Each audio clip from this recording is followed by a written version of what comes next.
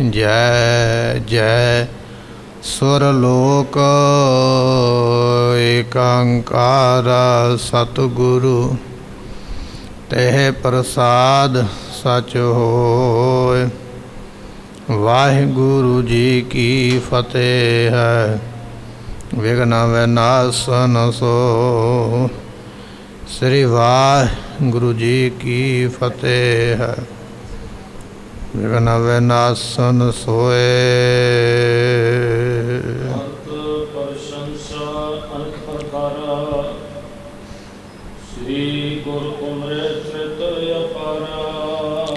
वाहिगुरु जी का खालसा वाहिगुरु जी की फतेह। पतित पावन सतगुरु गरीब नवाज गुरु ग्रंथ साहिब जियां दी पवित्र पावन हजूरी अंदर सभाईमान हो रही गुरु की संगत। सतगुरां ने सतसंगत दियां महान बख्शिश घड़ियां बख्शिश कीतियां। आप संगतां गुरु दरबार अंदर बैठ के सतगुरां दी इलाही अगमी बाणी दे कीर्तन दी दात सरवण कीती है। गुर इतिहास की कथा सरवण करन वास्ते गुरु दरबार विच एकत्रित होए हैं। गुरु तेग बहादुर महाराज साहब जी तिलक जंजू राखा प्रभ ताका कीनो बड्डो कलू मैं साका। ऐसे सतगुरां ने अपने सीस दा अपने शरीर दा बलिदान दे के डुबदे हुए हिंदू धर्म नूं रखिया। ते सतगुरु पातशाह महाराज जी जिस वेले सचखंड नूं जान लगे, देवरूआं जड़ियां ने देवते ने महाराज दे कोल आके बेनतियां करदे पए, सतगुरु पातशाह जी जे आप जी कुर्बानी ना कर दे। औरंगजेब ने ना मंदिर रहन देने सन, ना पुजारी, ना पूजा, ना जग, ना होम, ये सब कुछ बंद हो जाता। लोकां दे द्वारा दित्तियां गईयां आहुतियां जड़ियां ने साडे तक ना पहुँचदियां। आप जियां ने जिथे धर्म रखिया उत्थे देवते भी रख लै, धार्मिक स्थान भी आप जियां ने बचा ले ने। ऐसा आप जी ने साका जड़ा वरताया है। ये इतिहास आपां पिछे सरवण कर रहे सी।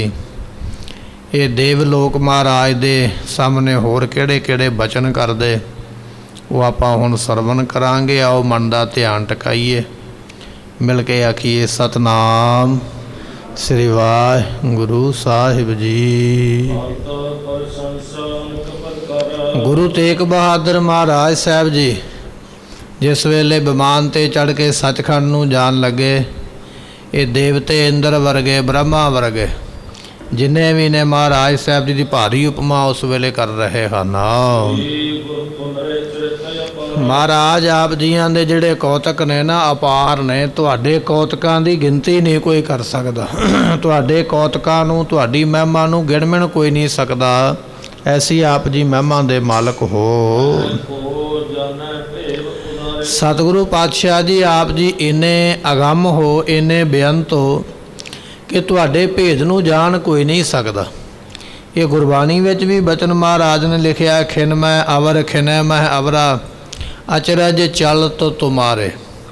एक खिन विच की कर देना, दूजे खिन विच की कर देना, इस गल दा किसे नूं भेद नहीं है। इत्थे बचन आ गया महाराज साहब जीओ, आप जी दे भेद नूं जानदा कोई नहीं संसार दा व्यक्ति भी आप जी की कर सकदे हो जां आप जी की करना चाहुंदे हो। इस गल नूं इस महिमा नूं कोई संसार दा व्यक्ति नहीं जानदा है। ते सतगुरु पातशाह महाराज साहब जी आप जी ऐसी महिमा दे मालक हो। गुण गान धार बेअंत गुणा नूं धारण करन वाले, तेरे कवन कवन गुण कह कह गावां। किहड़े किहड़े गुणा का वर्णन करिए, आप जी ऐसे गुणा दे मालक हो।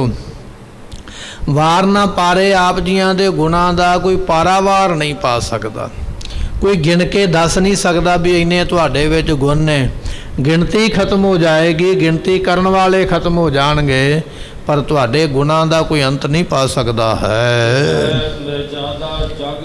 ਜਦੋਂ ਸੰਸਾਰ ਦੇ ਵਿੱਚ ਮਰਿਆਦਾ ਵਿਗੜਦੀ ਹੈ, ਜਦੋਂ ਸੰਸਾਰ ਦੇ ਲੋਕਾਂ ਦਾ ਜਿਉਣਾ ਵਿਗੜ ਜਾਂਦਾ ਨਾ, ਬਦਲ ਜਾਂਦਾ, ਪਾਪੀ ਲੋਕ ਹੋ ਜਾਂਦੇ, ਜਦੋਂ ਇਸ ਤਰ੍ਹਾਂ ਦੀ ਸਥਿਤੀ ਬਣ ਜਾਂਦੀ ਹੈ, ਉਸ ਵੇਲੇ ਸਤਿਗੁਰੂ ਤੁਸੀਂ ਅਵਤਾਰ ਧਾਰਨ ਕਰਦੇ ਹੋ। 10ਵੇਂ ਪਾਤਸ਼ਾਹ ਮਹਾਰਾਜ ਸਾਹਿਬ ਜੀਆਂ ਨੂੰ ਵੀ ਸਿੱਖਾਂ ਨੇ ਪੁੱਛਿਆ, ਕਹਿਣ ਲੱਗੇ ਮਹਾਰਾਜ ਆਪ ਜੀ ਇਸ ਕਲਯੁਗ ਦੇ ਵਿੱਚ ਕਿਉਂ ਆਏ ਹੋ? ਇੱਥੇ ਤੇ ਪਾਪੀ ਲੋਕ ਜਨਮ ਲੈ ਕੇ ਆਉਂਦੇ ਪਏ ਆਪਣੇ ਕਰਮਾਂ ਨੂੰ ਭੋਗਣ ਵਾਸਤੇ। ਆਪ ਜੀ ਆਇਓ ਸੰਸਾਰ ਵਿੱਚ ਅਵਤਾਰ ਲੈ ਕੇ, ਆਪ ਜੀ ਆਉਣ ਦਾ ਕਾਰਨ ਕੀ ਹੈ? ਤੇ ਮਹਾਰਾਜ ਸਾਹਿਬ ਜੀ ਨੇ ਉਸ ਵੇਲੇ ਦੱਸਿਆ, ਕਹਿਣ ਲੱਗੇ ਜਬ ਜਬ ਹੋ ਤੇ ਅਰਿਸ਼ਟੇ ਅਪਾਰਾ ਤਬ ਤਬ ਦੇ ਧਰਤੇ ਅਵਤਾਰਾ। ਜਦੋਂ ਜਦੋਂ ਦੁਨੀਆ 'ਤੇ ਪਾਪ ਵੱਧਦਾ, ਜਦੋਂ ਜਦੋਂ ਦੁਨੀਆ 'ਤੇ ਪਾਪੀ ਵੱਧਦੇ ਨੇ, ਉਦੋਂ ਉਦੋਂ ਅਵਤਾਰ ਜਿਹੜੇ ਨੇ ਦੁਨੀਆ 'ਤੇ ਆਪਣਾ ਸਰੀਰ ਧਾਰਨ ਕਰਕੇ ਆਉਂਦੇ ਸੰਸਾਰ ਦੀ ਮਰਿਆਦਾ ਕਾਇਮ ਰੱਖਣ ਵਾਸਤੇ। ਇੱਥੇ ਦੇਵਗਣ ਬੇਨਤੀ ਕਰਦੇ ਪਏ ਮਹਾਰਾਜ ਜੀਓ, ਜਦੋਂ ਜਦੋਂ ਦੁਨੀਆ 'ਤੇ ਪਾਪ ਵੱਧਦਾ, ਆਪ ਜੀ ਧਰਮ ਦੀ ਮਰਿਆਦਾ ਟਿਕਾਉਣ ਵਾਸਤੇ ਸੰਸਾਰ ਵਿੱਚ ਆਏ ਹੋ। ਤੇ ਸਤਿਗੁਰੂ ਪਾਤਸ਼ਾਹ ਇਹ ਤੁਹਾਡੇ ਵਾਸਤੇ ਕੋਈ ਬਹੁਤਾ ਵੱਡਾ ਕਰਮ ਨਹੀਂ ਹੈ, ਦੁਨੀਆ ਦੇ ਲੋਕਾਂ ਵਾਸਤੇ ਤੇ ਬੜੀ ਵੱਡੀ ਗੱਲ ਹੈ, ਪਰ ਪਾਤਸ਼ਾਹ ਜੀ ਤੁਹਾਡੇ ਵਾਸਤੇ ਤੇ ਨਿੱਕਾ ਜਿਹਾ ਚੋਜ ਹੀ ਹੈ। ਆਪ ਜੀ ਨਿੱਕਾ ਜਿਹਾ ਹੀ ਕੌਤਕ ਵਰਤਾਇਆ, ਤੁਹਾਡੇ ਵਾਸਤੇ ਕੋਈ ਬਹੁਤੀ ਵੱਡੀ ਗੱਲ ਨਹੀਂ ਹੈ। ਤੇ ਸਤਿਗੁਰੂ ਪਾਤਸ਼ਾਹ ਜੀ ਆਪ ਜੀ ਨਿਤ ਧਰਮ ਦੀ ਪਾਲਣਾ ਕਰਦੇ ਹੋ, ਧਰਮ ਤੁਹਾਡੇ ਤੋਂ ਸ਼ੁਰੂ ਹੁੰਦਾ ਅਤੇ ਧਰਮ ਨੂੰ ਪਾਲਦੇ ਵੀ ਆਪ ਜੀ ਹੋ, ਤੁਹਾਡੇ ਬਿਨਾਂ ਧਰਮ ਚੱਲ ਨਹੀਂ ਸਕਦਾ ਹੈ। ਇਸ ਤਰ੍ਹਾਂ ਬੇਨਤੀਆਂ ਹੋ ਰਹੀਆਂ ਹਨ। ਸਤਿਗੁਰੂ ਪਾਤਸ਼ਾਹ ਜੇ ਧਰਮ ਨਾਸ ਹੋ ਜਾਵੇ, ਧਰਮ ਹੀ ਮੁੱਕ ਜਾਵੇ, ਧਰਮ ਰਵੇ ਕੋਈ ਨਾ, ਤੇ ਧਰਮ ਤੋਂ ਬਿਨਾਂ ਗਤ ਨਹੀਂ ਹੁੰਦੀ, ਮੁਕਤੀ ਨਹੀਂ ਹੁੰਦੀ ਹੈ। ਪਾਤਸ਼ਾਹ ਜੇ ਧਰਮ ਹੀ ਮੁੱਕ ਜਾਵੇ ਤੇ ਸਤਿਗੁਰੂ ਪਾਤਸ਼ਾਹ ਨਾ ਦੁਨੀਆ ਰਵੇਗੀ ਨਾ ਅਸੀਂ ਰਵਾਂਗੇ। ਉਸ ਧਰਮ ਨਾਲ ਸੰਬੰਧਿਤ ਨਾ ਦੇਵਤੇ ਰਹਿਣਗੇ, ਨਾ ਪੈਗੰਬਰ ਰਹਿਣਗੇ, ਅਤੇ ਨਾ ਹੀ ਉਸ ਧਰਮ ਦੇ ਸੰਬੰਧਿਤ ਲੋਕ ਰਹਿ ਜਾਣਗੇ। ਪਾਤਸ਼ਾਹ ਜੀ ਜੇ ਆਪ ਜੀ ਨੇ ਹਿੰਦੂ ਧਰਮ ਦੀ ਰੱਖਿਆ ਕੀਤੀ ਹੈ, ਨਾਲ ਦੇਵਤਿਆਂ ਦੀ ਵੀ ਰੱਖਿਆ ਹੋਈ ਹੈ, ਇਹ ਸਾਰੀ ਤੁਹਾਡੀ ਕਿਰਪਾ ਹੈ। ਤੇ ਸਤਿਗੁਰੂ ਪਾਤਸ਼ਾਹ ਜੀ ਪਹਿਲਾਂ ਆਪ ਜੀ ਸਾਰਿਆਂ ਦੀ ਪਦਾਇਸ਼ ਕਰਦੇ ਹੋ, ਸਾਰਿਆਂ ਨੂੰ ਜਨਮ ਦਿੰਦੇ ਹੋ, ਪਹਿਲਾਂ ਜਨਮ ਦੇ ਕੇ, ਪਹਿਲਾਂ ਜਨਮ ਤੋਂ ਪਹਿਲਾਂ ਪਾਲਦੇ ਹੋ। ਜਦੋਂ ਸਰੀਰ ਤਿਆਰ ਹੋ ਜਾਂਦਾ ਫਿਰ ਸੰਸਾਰ ਵਿੱਚ ਲੈ ਕੇ ਆਉਂਦੇ ਹੋ, ਫਿਰ ਸੰਸਾਰ ਵਿੱਚ ਲਿਆ ਕੇ ਸਰੀਰ ਨੂੰ ਪੈਦਾ ਕਰਦੇ ਹੋ, ਤੇ ਫਿਰ ਸਾਰਿਆਂ ਦੀ ਪਾਲਣਾ ਵੀ ਕਰਦੇ ਹੋ, ਸਾਰਿਆਂ ਦਾ ਪੇਟ ਵੀ ਭਰਦੇ ਹੋ। ਸੈਲ ਪੱਥਰ ਮਹਿ ਜੰਤ ਉਪਾਏ ਤਾਕਾ ਰਿਜਕ ਆਗੇ ਕਰ ਧਰਿਆ। ਐਸੀ ਆਪ ਜੀ ਦੀ ਇਹ ਪਾਲਣਾ ਹੈ, ਭਾਵੇਂ ਕੀੜਾ ਮਕੌੜਾ ਪਸ਼ੂ ਪੰਛੀ ਮਨੁੱਖ ਜੋ ਵੀ ਹੈ, ਸਾਰਿਆਂ ਦਾ ਆਪ ਜੀ ਪੇਟ ਭਰਦੇ ਹੋ। ਏਡਾ ਵੱਡਾ ਤੁਹਾਡਾ ਪ੍ਰਬੰਧ ਹੈ, ਇੰਨਾ ਵੱਡਾ ਤੁਹਾਡਾ ਮੋਦੀਖਾਨਾ ਹੈ ਕਿ ਕਿਸੇ ਨੂੰ ਵੀ ਭੁੱਖਾ ਨਹੀਂ ਆਪ ਜੀ ਰਹਿਣ ਦਿੰਦੇ, ਸਾਰਿਆਂ ਦੀ ਪਾਲਣਾ ਕਰਦੇ। ਪਹਿਲਾਂ ਜਨਮ ਦਿੰਦੇ ਹੋ, ਫਿਰ ਸਾਰਿਆਂ ਨੂੰ ਪਾਲਦੇ ਹੋ। ਤੇ ਜਿਹੜਾ ਬੰਦਾ ਮਰਿਆਦਾ ਤੋਂ ਉਲਟ ਹੋ ਜਾਵੇ, ਮਰਿਆਦਾ ਦੇ ਵਿੱਚ ਨਾ ਰਵੇ, ਖਾ ਪੀ ਕੇ ਤੇ ਸਗੋਂ ਉਪਦਰਵ ਕਰੇ, ਪਾਪ ਕਰੇ, ਕੁਕਰਮ ਕਰੇ, ਦੁਨੀਆ ਨੂੰ ਦੁੱਖ ਦੇਵੇ, ਫਿਰ ਐਸੇ ਵਿਅਕਤੀ ਨੂੰ ਆਪ ਜੀ ਸਜ਼ਾ ਵੀ ਦਿੰਦੇ ਹੋ, ਫਿਰ ਉਸ ਨੂੰ ਮਾਰ ਵੀ ਦਿੰਦੇ ਹੋ, ਜਿਹੜਾ ਕੋਈ ਵਿਅਕਤੀ ਇਹੋ ਜਿਹਾ ਕਰਮ ਕਰਦਾ ਹੈ।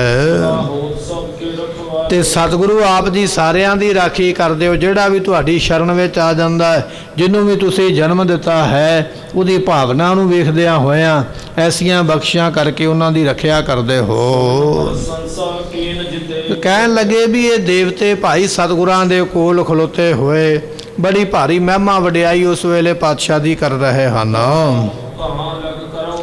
ਕਵੀ ਸੰਤੋਖ ਸਿੰਘ ਜੀ ਕਹਿੰਦੇ ਵੀ ਇਹ ਭਾਈ ਮੈਂ ਕਿੱਥੋਂ ਕੁ ਤੱਕ ਤੁਹਾਨੂੰ ਦੱਸਾਂ, ਜਿਹੜੀ ਦੇਵਤਿਆਂ ਨੇ ਸੱਚਖੰਡ ਨੂੰ ਜਾਣ ਲੱਗਿਆ ਮਹਾਰਾਜ ਸਾਹਿਬ ਜੀ ਦੀ ਪ੍ਰਸ਼ੰਸਾ ਕੀਤੀ, ਵਡਿਆਈ ਕੀਤੀ, ਮਹਾਰਾਜ ਦੇ ਗੁਣਗਣ ਗਾਏ ਨੇ, ਉਹਨਾਂ ਦਾ ਵਰਣਨ ਮੈਂ ਕਰ ਨਹੀਂ ਸਕਦਾ ਹਾਂ। ਸਤਿਗੁਰੂ ਪਾਤਸ਼ਾਹ ਮਹਾਰਾਜ ਸਾਹਿਬ ਜੀਆਂ ਨੂੰ ਦੇਵੀਆਂ ਜਿਹੜੀਆਂ ਵੀ ਨਮਸਕਾਰ ਕਰਦੀਆਂ ਹਨ। ਇਸ ਤਰ੍ਹਾਂ ਮਹਾਰਾਜ ਜੀਆਂ ਦੀ ਉਪਮਾ ਦੇ ਵਿੱਚ ਕਈ ਤਰ੍ਹਾਂ ਦੇ ਸ਼ਬਦ ਉਸ ਵੇਲੇ ਗਾਏ ਜਾ ਰਹੇ ਹਨ। ਤੇ ਸਤਿਗੁਰੂ ਪਾਤਸ਼ਾਹ ਜੀ ਸੱਚਖੰਡ ਨੂੰ ਚੱਲ ਪਏ, ਮਹਾਰਾਜ ਜੀਆਂ ਦਾ ਵਿਮਾਨ ਸੱਚਖੰਡ ਨੂੰ ਜਾਂਦਾ ਪਿਆ, ਮਗਰ ਮਗਰ ਦੇਵਤੇ ਮਹਾਰਾਜ ਦੀ ਜੈ ਹੋਵੇ, ਜੈ ਹੋਵੇ, ਜੈ ਜੈਕਾਰ ਕਰਦੇ ਜਾ ਰਹੇ ਹਨ। ਤੇ ਮੁਖੋਂ ਇਹ ਗੱਲ ਕਹਿੰਦੇ ਸਾਨੂੰ ਗੁਰੂ ਨੇ ਰੱਖ ਲਿਆ, ਸਾਡੀ ਰਾਖੀ ਗੁਰੂ ਨੇ ਕੀਤੀ ਹੈ। ਅੱਜ ਜੇ ਸਾਹਿਬ ਗੁਰੂ ਤੇਗ ਬਹਾਦਰ ਪਾਤਸ਼ਾਹ ਨਾ ਹੁੰਦੇ ਤੇ ਸਾਡੇ ਧਰਮ ਨੂੰ ਰੱਖ ਬਚਾ ਕੋਈ ਨਹੀਂ ਸੀ ਸਕਦਾ। ਇਸ ਤਰ੍ਹਾਂ ਮਹਾਰਾਜ ਦੀ ਭਾਰੀ ਉਪਮਾ ਕਰ ਰਹੇ ਹਨ। ਤੇ ਸਤਿਗੁਰੂ ਪਾਤਸ਼ਾਹ ਮਹਾਰਾਜ ਜੀ ਭਾਈ ਇਸ ਤਰ੍ਹਾਂ ਸੱਚਖੰਡ ਨੂੰ ਜਾਣ ਵਾਸਤੇ ਜਾ ਰਹੇ ਹਨ। ਕਿਰਪਾ ਦੇ ਖਜ਼ਾਨੇ ਮਹਾਰਾਜ ਜੀ ਆਪਣੇ ਵਿਮਾਨ ਵਿੱਚ ਬੈਠੇ ਹੋਏ ਸਾਰਿਆਂ ਦੇ ਵੱਲ ਜਿਹੜੇ ਜਿਹੜੇ ਦੇਵਤੇ ਹੱਥ ਜੋੜ ਕੇ ਖਲੋਤੇ ਮਹਿਮਾ ਕਰਦੇ ਪਏ, ਮਹਾਰਾਜ ਸਾਰਿਆਂ ਦੇ ਵੱਲ ਤੱਕਦੇ ਹਨ। ਤੇ ਸਤਿਗੁਰੂ ਪਾਤਸ਼ਾਹ ਮਹਾਰਾਜ ਜੀਆਂ ਨੇ ਉਸ ਵੇਲੇ ਸਾਰਿਆਂ ਨੂੰ ਧੀਰਜ ਬਖਸ਼ਿਸ਼ ਕੀਤੀ ਹੈ। ਇਹ ਜਿਹੜੀ ਪੀੜਾ ਸੀ ਨਾ ਦੇਵਤਿਆਂ ਨੂੰ, ਕਿਉਂਕਿ ਜੇ ਹਿੰਦੂ ਧਰਮ ਰਹਿੰਦਾ ਨਾ ਤੇ ਇਹ ਹੂਤੀਆਂ ਦੇਣੀਆਂ, ਜੱਗ ਕਰਨੇ, ਇਹ ਸਾਰਾ ਕੁਝ ਹੀ ਬੰਦ ਹੋ ਜਾਂਦਾ। ਇਹਦੀ ਦੁੱਖ ਸੀ ਦੇਵਤਿਆਂ ਨੂੰ ਇਸ ਗੱਲ ਦਾ। ਮਹਾਰਾਜ ਜੀਆਂ ਨੇ ਦੇਵਤਿਆਂ ਦੀ ਪੀੜਾ ਦੁੱਖ ਨੂੰ ਵੀ ਦੂਰ ਕੀਤਾ ਹੈ। ਤੇ ਸਤਿਗੁਰੂ ਪਾਤਸ਼ਾਹ ਕਹਿਣ ਲੱਗੇ, ਸੱਚਖੰਡ ਨੂੰ ਜਾਂਦੇ ਪਏ, ਮਹਾਰਾਜ ਕਹਿਣ ਲੱਗੇ ਦੇਵਤਿਓ ਹੁਣ ਤੁਹਾਨੂੰ ਚਿੰਤਾ ਕਰਨ ਦੀ ਲੋੜ ਨਹੀਂ ਹੈ। ਇਹਨਾਂ ਮੁਗਲਾਂ ਦੀਆਂ ਜੜ੍ਹਾਂ ਅਸੀਂ ਪੱਟ ਦਿੱਤੀਆਂ। ਆਪਣਾ ਜਿਹੜਾ ਸੀਸ ਦਿੱਤਾ ਨਾ ਅਸੀਂ, ਇਹ ਸੀਸ ਦੇਣ ਦਾ ਕਾਰਨ ਹੀ ਇਹ ਹੈ ਕਿ ਅਸੀਂ ਤੁਹਾਡੇ ਧਰਮ ਦੀ ਤਿਲਕ ਜੰਜੂ ਰਾਖਾ ਪ੍ਰਭ ਤਾਕਾ, ਤੁਹਾਡੇ ਤਿਲਕ ਤੇ ਜੰਜੂ ਦੀ ਰੱਖੀ ਵਾਸਤੇ ਅਸੀਂ ਕੁਰਬਾਨੀ ਕੀਤੀ ਹੈ। ਇਸ ਕਰਕੇ ਹੁਣ ਤੁਹਾਡੇ ਧਰਮ ਨੂੰ ਕੋਈ ਮੇਟ ਨਹੀਂ ਸਕੇਗਾ।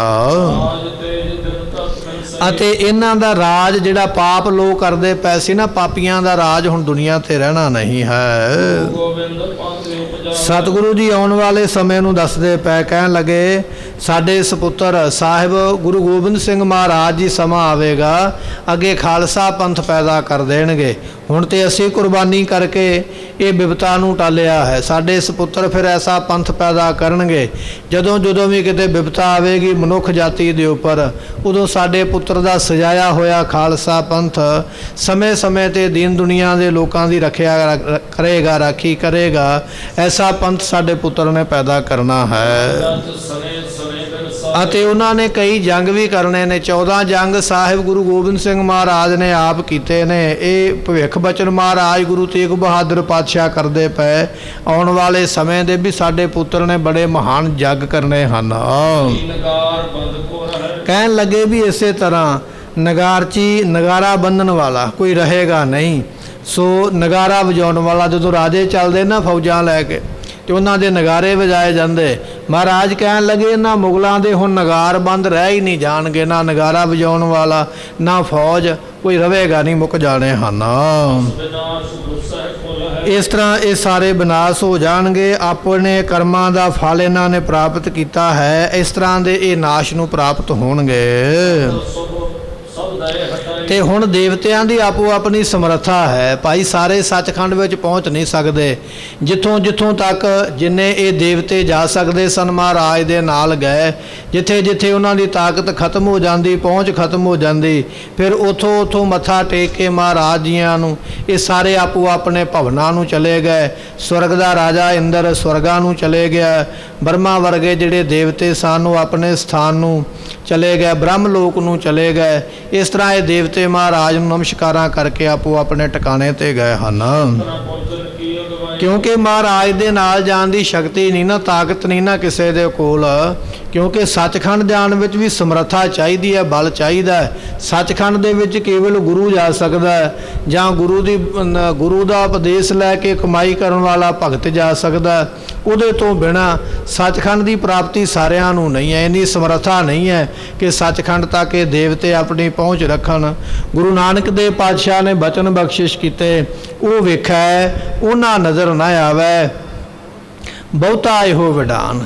ਅਕਾਲ ਪੁਰਖ ਜੀ ਐਸੇ ਵੱਡੇ ਨੇ, ਉਹ ਦੇਵਤਿਆਂ ਦੇ ਹਰ ਕੰਮ ਨੂੰ ਵੇਖਦੇ ਪਏ, ਪਰ ਦੇਵਤੇ ਇੰਨੇ ਅਸਮਰੱਥ ਨੇ ਕਿ ਉਹ ਪ੍ਰਮਾਤਮਾ ਨੂੰ ਦੇਖ ਨਹੀਂ ਪਾ ਰਹੇ। ਇੰਨਾ ਦੂਰ, ਇੰਨਾ ਉਹ ਵੱਡਾ ਹੈ। ਕਹਿਣ ਲੱਗੇ ਵੀ ਦੇਵਤਿਆਂ ਦੀ ਜਿੱਥੋਂ ਤੱਕ ਭਾਈ ਪਹੁੰਚ ਹੈ ਉੱਥੋਂ ਤੱਕ ਇਹਨਾਂ ਨੇ ਮਹਾਰਾਜ ਦੇ ਨਾਲ ਜਾਣਾ ਕੀਤਾ। ਅੱਗੋਂ ਮਹਾਰਾਜ ਜੀ ਆਪ ਸੱਚਖੰਡ ਨੂੰ ਚੱਲ ਪਏ। ਇਹ ਦੇਵਤੇ ਜਿਹੜੇ ਸਨ ਨਮਸਕਾਰਾਂ ਕਰਕੇ ਪਿੱਛੇ ਮੁੜੇ ਹਨ। ਸਤਿਗੁਰੂ ਪਾਤਸ਼ਾਹ ਮਹਾਰਾਜ ਸਾਹਿਬ ਜੀ ਸੱਚਖੰਡ ਨੂੰ ਚਲੇ ਗਏ ਹਨ।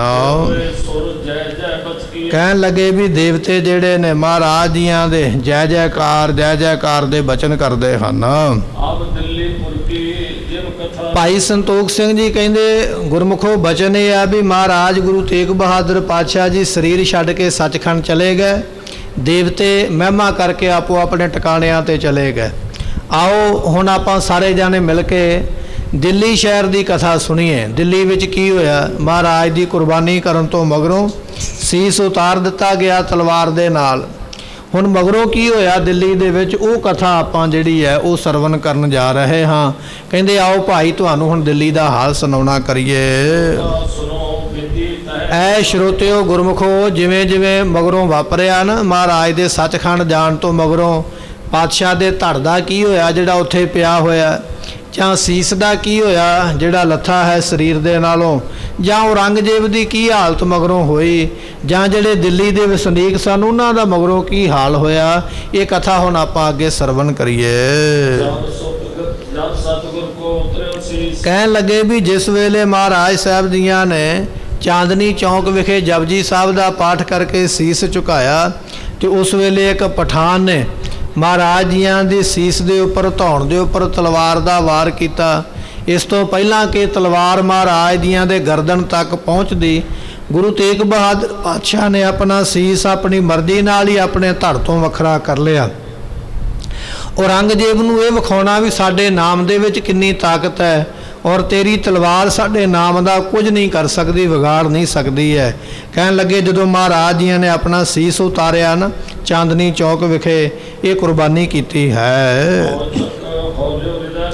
ਕਹਿਣ ਲੱਗੇ ਵੀ ਇਧਰੋਂ ਜਿਹੜਾ ਦਿੱਲੀ ਦਾ ਰਾਜਾ ਹੈ ਨਾ ਔਰੰਗਜ਼ੇਬ, ਉਹਦਾ ਹਿਰਦਾ ਇੱਕ ਵਾਰੀ ਕੰਬ ਗਿਆ। ਮਹਾਰਾਜ ਦੀ ਸ਼ਹੀਦੀ ਜਦੋਂ ਹੋਈ ਹੈ ਚਾਂਦਨੀ ਚੌਕ ਵਿੱਚ, ਔਰੰਗਜ਼ੇਬ ਬਾਦਸ਼ਾਹ ਆਪਣੇ ਮਹਿਲ ਵਿੱਚ ਬੈਠਾ ਹੋਇਆ, ਇਧਰੋਂ ਮਹਾਰਾਜ ਜੀਆਂ ਦਾ ਸੀਸ ਉਤਰਿਆ, ਉਧਰੋਂ ਬਾਦਸ਼ਾਹ ਦਾ ਹਿਰਦਾ ਕੰਬ ਗਿਆ, ਇੱਕ ਵਾਰੀ ਡਰ ਗਿਆ ਆਪਣੇ ਮਹਿਲ ਵਿੱਚ ਬੈਠਾ ਹੋਇਆ। ਐਸਾ ਇਹਨੂੰ ਡਰ ਆਇਆ ਹੈ ਕਿਉਂਕਿ ਹਵਾ ਚੱਲਦੀ ਪਈ ਹੈ ਤੇ ਹਵਾ ਦੇ ਨਾਲ ਬਹੁਤ ਜ਼ਿਆਦਾ ਕੰਕਰ ਤੇ ਧੂੜ ਤੇ ਮਿੱਟੀ ਆਕਾਸ਼ ਨੂੰ ਉੱਡ ਉੱਡ ਕੇ ਪੈਂਦੀ ਹੈ।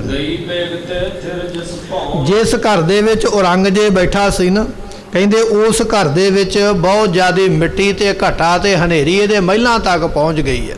ਭਾਵੇਂ ਕਿ ਹਨੇਰੀ ਪਹਿਲਾਂ ਵੀ ਕਈ ਵਾਰੀ ਚੱਲਦੀ ਹੋਵੇਗੀ, ਚੱਲੀ ਹੋਵੇਗੀ, ਪਰ ਇਹਦਾ ਕਿਲਾ, ਇਹਦਾ ਮਹਿਲ ਬੜਾ ਵੱਡਾ, ਜਿੱਥੇ ਇਹ ਆਰਾਮ ਕਰਦਾ ਆਪਣੇ ਬੈੱਡਰੂਮ ਦੇ ਵਿੱਚ, ਉੱਥੋਂ ਤੱਕ ਇਹਦਾ ਕੋਈ ਵਿਗਾੜ ਨਹੀਂ ਸਕਦਾ।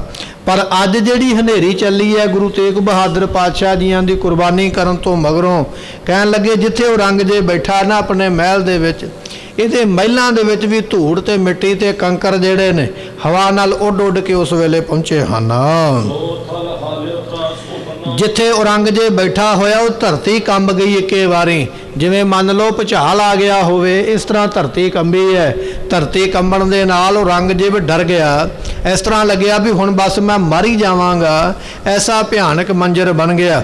ਇਸ ਦਾ ਮਹੱਲ ਜਿਹੜਾ ਹੈ ਉਹ ਮਿੱਟੀ ਦੇ ਨਾਲ, ਘੱਟੇ ਦੇ ਨਾਲ ਭਰ ਗਿਆ, ਆਸੇ ਪਾਸੇ ਦਿਸਦਾ ਕੁਝ ਨਹੀਂ ਹੈ ਤੇ ਧਰਤੀ ਉਸ ਵੇਲੇ ਕੰਬੀ ਹੈ। ਬਾਦਸ਼ਾਹ ਨੂੰ ਇਸ ਤਰ੍ਹਾਂ ਲੱਗਾ ਵੀ ਜਿਵੇਂ ਮੈਂ ਇਕੱਲਾ ਹੀ ਰਹਿ ਗਿਆ ਅਤੇ ਮੈਂ ਹੁਣ ਗਰਕ ਹੋ ਚੱਲਿਆ। ਐਸਾ ਡਰ ਕਹਿੰਦੇ ਇਸ ਨੂੰ ਉਸ ਵੇਲੇ ਹੋਇਆ ਹੈ। ਕਹਿਣ ਲੱਗੇ ਉਸ ਵੇਲੇ ਜਿੰਨੀ ਇਹਦੇ ਵਿੱਚ ਧੀਰਜ ਸੀ ਨਾ, ਹੌਸਲਾ, ਸਾਰਾ ਮਿੰਟੋ ਮਿੰਟ ਹੀ ਟੁੱਟ ਗਿਆ। ਬੰਦੇ ਦੀ ਪਹੁੰਚ ਪਰਮਾਤਮਾ ਤੱਕ ਨਹੀਂ ਹੈ, ਭਾਵੇਂ ਕਿੰਨਾ ਵੀ ਤਾਕਤਵਰ ਕਿਉਂ ਨਾ ਹੋ ਜਾਵੇ।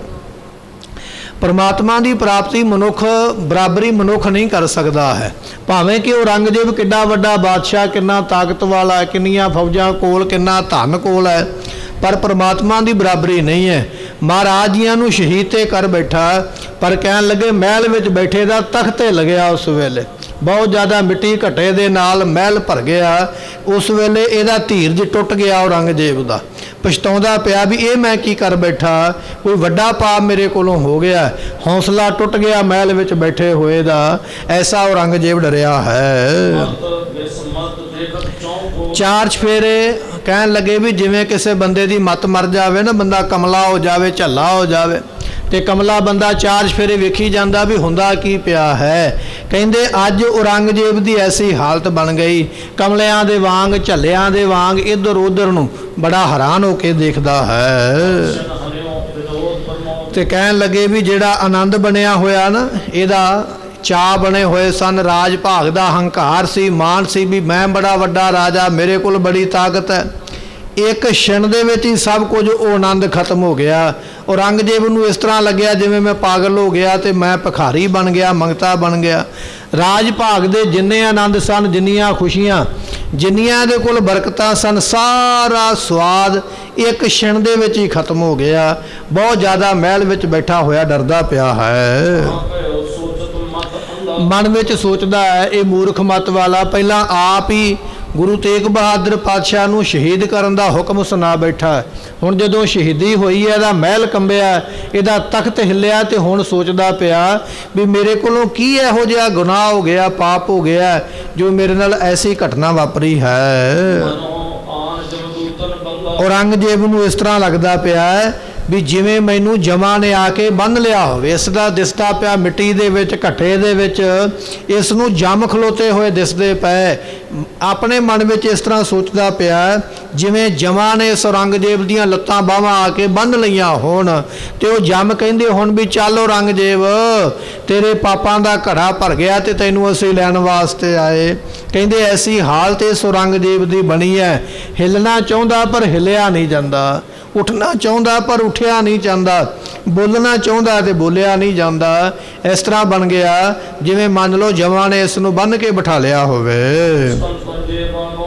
ਕਹਿਣ ਲੱਗੇ ਡਰਿਆ ਇੰਨਾ ਔਰੰਗਜ਼ੇਬ, ਇਹਦੇ ਬੁੱਲ੍ਹ ਸੁੱਕ ਗਏ। ਜਿਹਦੇ ਹੁਕਮ ਦੇ ਨਾਲ ਪੂਰੀ ਦਿੱਲੀ ਕੰਬਦੀ ਹੈ, ਜਿਹਦੇ ਹੁਕਮ ਦੇ ਅੱਗੇ ਪੂਰਾ ਹਿੰਦੁਸਤਾਨ ਡਰਦਾ ਹੈ, ਅੱਜ ਉਸ ਹਿੰਦੁਸਤਾਨ ਨੂੰ ਚਲਾਉਣ ਵਾਲਾ ਬਾਦਸ਼ਾਹ ਔਰੰਗਜ਼ੇਬ ਇੰਨਾ ਡਰ ਗਿਆ ਇਹਦੇ ਬੁੱਲ੍ਹਾਂ ਦੇ ਉੱਪਰ ਸਿਕਰੀ ਜੰਮ ਗਈ। ਬੁੱਲ੍ਹ ਉਸ ਵੇਲੇ ਸੁੱਕ ਗਏ। ਆਪਣੇ ਬੁੱਲ੍ਹਾਂ ਦੀ ਇਹ ਸੁੱਕੀ ਹੋਈ ਹਾਲਤ ਵੇਖ ਕੇ ਆਪਣੀ ਜੀਭ ਆਪਣੇ ਬੁੱਲ੍ਹਾਂ 'ਤੇ ਫੇਰਦਾ। ਵਾਰ-ਵਾਰ ਐਸੀ ਹਾਲਤ ਬਣੀ ਹੈ। ਵਾਰ-ਵਾਰ ਦਰਵਾਜ਼ੇ ਵੱਲ ਵੇਖਦਾ। ਜਿਹੜਾ ਦਰਵਾਜ਼ਾ ਮਹੱਲ ਦੇ ਅੰਦਰ ਆਉਂਦਾ ਹੈ, ਉਸ ਮਹਿਲ ਦੇ ਦਰਵਾਜ਼ੇ ਨੂੰ ਵਾਰ-ਵਾਰ ਔਰੰਗਜ਼ੇਬ ਡਰਿਆ ਹੋਇਆ ਵੇਖਦਾ ਪਿਆ। ਐਸੀ ਹਾਲਤ ਹੈ। ਕਹਿਣ ਲੱਗੇ ਵੀ ਇਸ ਤਰ੍ਹਾਂ ਡਰਿਆ ਹੋਇਆ ਔਰੰਗਜ਼ੇਬ, ਇਹਦਾ ਮਹਿਲ ਮਿੱਟੀ ਘਟੇ ਨਾਲ ਭਰਿਆ ਹੋਇਆ ਹੈ। ਇਸ ਤਰ੍ਹਾਂ ਲੱਗਦਾ ਪਿਆ ਜੰਮ ਮੇਰੇ ਸਰਾਣੇ ਆ ਕੇ ਖਲੋਤੇ ਮੈਨੂੰ ਬੰਨ੍ਹ ਕੇ ਬੈਠੇ ਨੇ। ਡਰਿਆ ਹੋਇਆ ਚਿਹਰਾ ਕੰਬਦਾ ਪਿਆ ਹੈ। ਅਜੇ ਇੰਨੀ ਹਾਲਤ ਹੋਈ ਹੈ, ਇੰਨੇ ਚਿਰ ਨੂੰ ਔਰੰਗਜ਼ੇਬ ਦੇ ਵਜ਼ੀਰ ਜਿਹੜੇ ਸਨ ਉਹ ਔਰੰਗਜ਼ੇਬ ਦੇ ਮਹਿਲ ਦੇ ਵਿੱਚ ਜਿੱਥੇ ਬੈਠਾ ਹੋਇਆ ਉੱਥੇ ਆ ਕੇ ਵਜ਼ੀਰ ਪਹੁੰਚੇ ਹਨ। ਤੇ ਕਹਿਣ ਲੱਗੇ ਵੀ ਉਹ ਸੈਯਦ ਜਿਹਨੇ ਤਲਵਾਰ ਦੇ ਨਾਲ ਗੁਰੂ ਤੇਗ ਬਹਾਦਰ ਪਾਤਸ਼ਾਹ ਜੀਆਂ ਦਾ ਸੀਸ ਉਤਾਰਨ ਵਾਸਤੇ ਇੱਕ ਸੈਯਦ ਪਠਾਨ ਨੇ ਵਾਰ ਕੀਤਾ ਸੀ ਨਾ ਮਹਾਰਾਜ ਦੀ ਧੌਣ ਤੇ, ਵਾਰ ਤੇ ਧੌਣ ਤੱਕ ਗਿਆ ਨਹੀਂ, ਧੌਣ ਪਹਿਲਾਂ ਹੀ ਅਲੱਗ ਹੋ ਗਈ, ਸੀਸ ਪਹਿਲਾਂ ਵੱਖਰਾ ਹੋ ਗਿਆ। ਕਹਿਣ ਲੱਗੇ ਉਹ ਸੈਯਦ ਨੇ ਹੱਥ ਵਿੱਚ ਉਸੇ ਤਰ੍ਹਾਂ ਤਲਵਾਰ ਨੰਗੀ ਫੜੀ ਹੋਈ, ਉਹ ਵੀ ਔਰੰਗਜ਼ੇਬ ਦੇ ਕੋਲ ਆ ਕੇ ਪਹੁੰਚਾ ਹੈ। ਉਸ ਵੇਲੇ ਕਈ ਮੁਲਾਣੇ ਨਾਲ ਨੇ, ਕਾਜੀ ਨਾਲ ਨੇ, ਧਰਮ ਦੇ ਪੈਰੋਕਾਰ, ਧਰਮ ਦੀਆਂ ਗੱਲਾਂ ਸ਼ਰ੍ਹਾ ਵਿੱਚ ਲਾਉਣ ਵਾਲੇ ਔਰੰਗਜ਼ੇਬ ਨੂੰ। ਕਹਿਣ ਲੱਗੇ ਕੁਝ ਮੁੱਲਾ ਮੁਲਾਣੇ ਵੀ ਨਾਲ ਉਸ ਵੇਲੇ ਮਹਿਲ ਵਿੱਚ ਪਹੁੰਚੇ ਹਨ ਤੇ ਆਪਸ ਵਿੱਚ ਹੈਰਾਨ ਹੋ ਕੇ ਗੱਲਾਂ ਕਰਨ ਲੱਗ ਪਏ। ਔਰੰਗਜ਼ੇਬ ਨੇ ਪੁੱਛਿਆ ਵੀ ਕਿਵੇਂ ਆਏ, ਕਾਹਤੋਂ ਆਏ, ਕੀ ਹੋਇਆ ਹੈ? ਤੇ ਉਸ ਵੇਲੇ ਜਿਹੜੇ ਵਜ਼ੀਰ ਸਨ ਤੇ ਮੁਲਾਣੇ ਦੱਸਣ ਲੱਗ ਪਏ। ਕਹਿਣ ਲੱਗੇ ਔਰੰਗਜ਼ੇਬ ਅਸੀਂ ਤੇ ਬੜਾ ਹੈਰਾਨ ਕਰਨ ਵਾਲਾ ਇਹ ਕੰਮ ਵੇਖ ਕੇ ਆਏ। ਅਸੀਂ ਤੇ ਇੱਕ ਇਹੋ ਜਿਹਾ ਕੌਤਕ ਵੇਖਿਆ ਵੀ ਅਸੀਂ ਖੁਦ ਹੈਰਾਨ ਹੋ ਗਏ। ਆਪਸ ਵਿੱਚ ਇਸ ਤਰ੍ਹਾਂ ਗੱਲਾਂ ਬਾਤਾਂ ਕਰਕੇ ਔਰੰਗਜ਼ੇਬ ਨੂੰ ਦੱਸਣ ਲੱਗੇ ਹਨ। ਇਹਨਾਂ ਸਾਰਿਆਂ ਨੇ ਔਰੰਗਜ਼ੇਬ ਨੂੰ ਪਹਿਲਾਂ ਆਉਂਦਿਆਂ ਹੀ ਨਮਸਕਾਰ ਕੀਤੀ ਹੈ। ਸਮੇਂ ਦਾ ਬਾਦਸ਼ਾਹ ਹੈ। ਬਾਦਸ਼ਾਹ ਦੇ ਜਿੰਨੇ ਵਜ਼ੀਰ ਆਏ ਸਾਰਿਆਂ ਨੇ ਬਾਦਸ਼ਾਹ ਨੂੰ ਸਲਾਮ ਕੀਤੀ ਹੈ। ਜਦੋਂ ਇਹ ਸਾਰੇ ਵਜ਼ੀਰ ਲੈਣ ਲਾ ਕੇ ਖੜ ਗਏ, ਇੱਕ ਪਾਸੇ ਕਾਜੀ ਮੁਲਾਣੇ ਖੜ ਗਏ, ਵਿਚਕਾਰ ਉਹ ਸੈਯਦ ਖੜ ਗਿਆ ਜਿਹਨੇ ਹੱਥ ਵਿੱਚ ਨੰਗੀ ਤਲਵਾਰ ਫੜੀ ਹੈ। ਇਹਨਾਂ ਦੇ ਵੱਲ ਵੇਖ ਕੇ ਔਰੰਗਜ਼ੇਬ ਨੇ ਉਸ ਵੇਲੇ ਸਵਾਲ ਪੁੱਛਿਆ। ਔਰੰਗਜ਼ੇਬ ਕਹਿਣ ਲੱਗਾ ਹੈ, ਕਹਿਣ ਲੱਗੇ ਵੀ ਭਾਈ ਤੁਸੀਂ ਸਾਰੇ ਚੱਲ ਕੇ ਆਏ ਹੋ, ਕੀ ਕਰਕੇ ਆਏ ਹੋ ਮੈਨੂੰ ਇਹ ਦੱਸੋ, ਔਰ ਇਹ ਵੀ ਦੱਸੋ ਵੀ ਤੁਸੀਂ ਵੇਖ ਕੇ ਕੀ ਆਏ ਹੋ। ਤੁਹਾਡਾ ਚਿਹਰਾ ਵੇਖ ਕੇ ਲੱਗਦਾ ਤੁਸੀਂ ਬੜੇ ਹੈਰਾਨ ਹੋ। ਹੈਰਾਨਗੀ ਕਿਸ ਗੱਲ ਦੀ ਹੈ? ਤੁਸੀਂ ਕੀ ਵੇਖਿਆ ਚਾਂਦਨੀ ਚੌਂਕ ਦੇ ਵਿੱਚ ਜਿਹਦੇ ਕਰਕੇ ਤੁਸੀਂ ਹੈਰਾਨ ਹੋ ਗਏ ਹੋ? ਔਰ ਤੁਸੀਂ ਮੇਰਾ ਕੀ ਹੁਕਮ ਕਮਾ ਕੇ ਆਏ ਹੋ ਤੇ ਕਿਹੜਾ ਹੁਕਮ ਤੁਹਾਡੇ ਕੋਲੋਂ ਕਮਾਇਆ ਨਹੀਂ ਗਿਆ ਉਹ ਵੀ ਮੈਨੂੰ ਦੱਸੋ ਵੀ ਕਰਕੇ ਕੀ ਆਏ ਹੋ ਤੇ ਤੁਸੀਂ ਹੈਰਾਨ ਕਿਉਂ ਹੋ? ਇਹ ਬਾਦਸ਼ਾਹ ਨੇ ਆਪਣੇ ਵਜ਼ੀਰਾਂ ਨੂੰ ਔਰ ਕਾਜ਼ੀਆਂ ਨੂੰ ਸਵਾਲ ਪੁੱਛਿਆ ਹੈ। ਚਾਂਦਨੀ ਚੌਂਕ ਵਿੱਚ ਕੀ ਹੋਇਆ? ਗੁਰੂ ਤੇਗ ਬਹਾਦਰ ਪਾਤਸ਼ਾਹ ਕਿਵੇਂ ਉੱਥੇ ਪਹੁੰਚੇ ਸਨ? ਕਿਵੇਂ ਉਹਨਾਂ ਦੀ ਸ਼ਹੀਦੀ ਹੋਈ ਹੈ? ਲੋਕ ਉੱਥੇ ਕਿੰਨੇ ਕੁ ਇਕੱਠੇ ਹੋ ਗਏ ਸਨ? ਜਾਂ ਉੱਥੇ ਕੀ ਕੀ ਵਾਪਰਿਆ? ਉਹ ਸਾਰਾ ਕੁਝ ਮੈਨੂੰ ਅੱਖੀਂ ਡਿੱਠਾ ਹਾਲ ਜਿਹੜਾ ਹੈ ਉਹ ਤੁਸੀਂ ਸਾਰੇ ਜਾਣੇ ਦੱਸਣਾ ਕਰੋ।